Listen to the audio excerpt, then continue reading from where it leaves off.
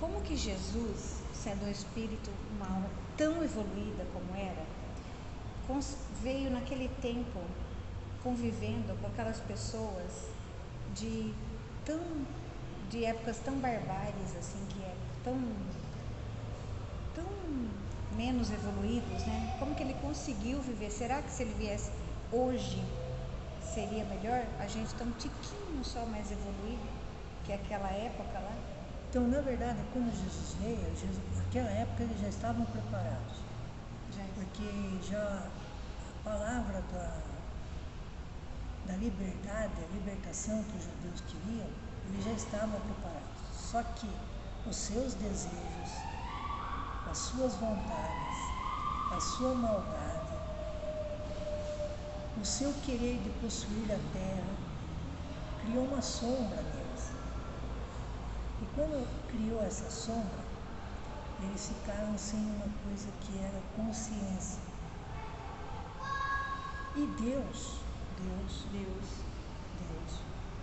como não julga, como não condena, uma coisa que ainda os cristãos não perceberam, os espíritas e a maioria das congregações que acreditam em Jesus não perceberam, foi que Deus foi tão amoroso com o humano que ele mandou o seu filho para ser sacrificado e responder por esses erros que você acabou de citar.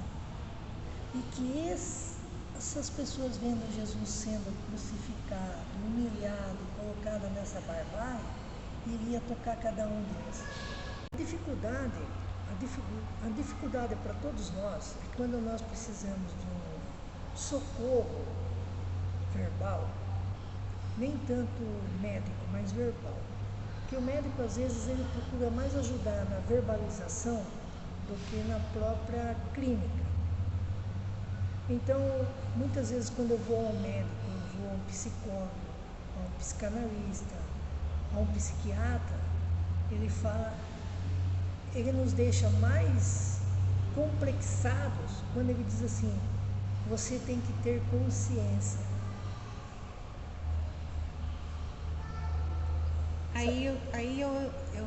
Eu acho que se algum médico falar, se algum psicanalista falasse um psicólogo, falasse para mim, acho que eu iria pensar, eu sei que a resposta não seria essa, mas eu iria pensar assim, que eu teria que ter consciência dos meus atos, responsabilidades, de tudo aquilo que eu vou fazer. Mas eu sei que a resposta, no fundo, profunda, não é esta. E o nosso professor explica. Então, é aí que está a importância de você entender consciência. Porque o fato consciência em si não é o fato de você falar assim: eu entendi, doutor, eu sei de tudo isso.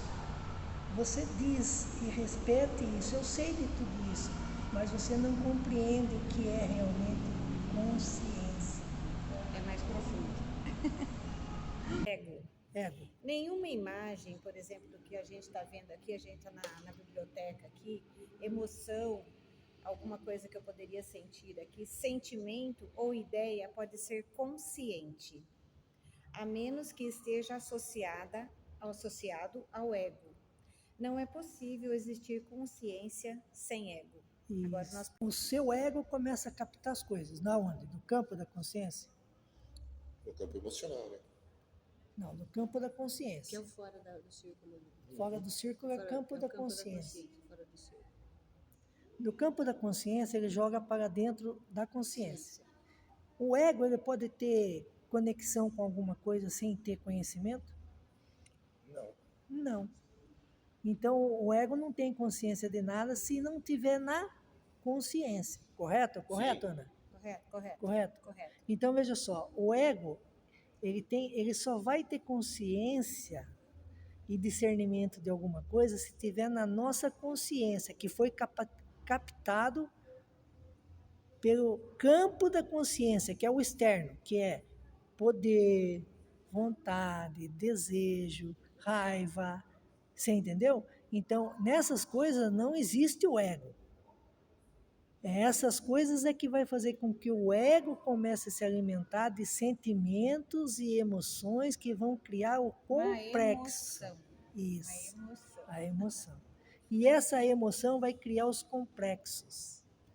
Então, ego, Bom, o ego está lá quietinho, adormecido, na paz, com fome.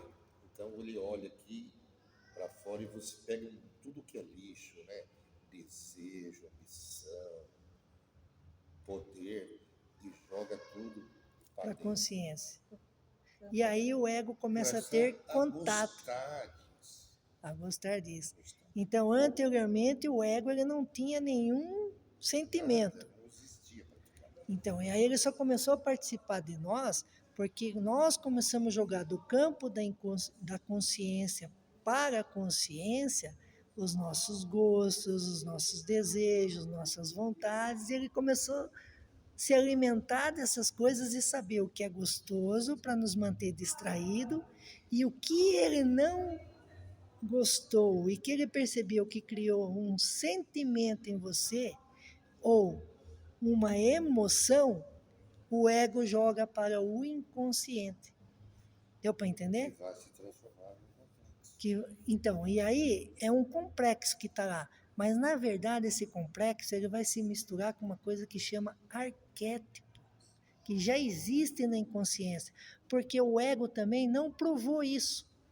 Então, ele ainda não trouxe para a nossa consciência o que existe no inconsciente.